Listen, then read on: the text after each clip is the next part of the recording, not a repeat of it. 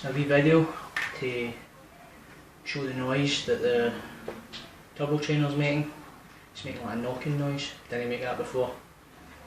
It's a 9-speed cassette.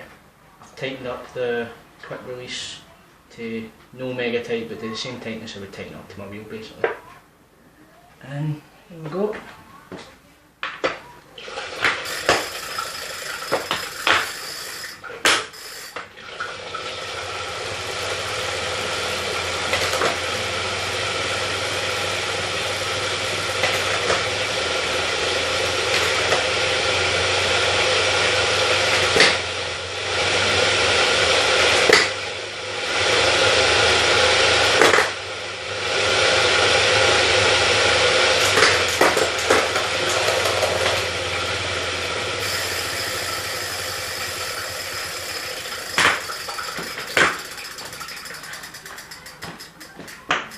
Hope you could hear that.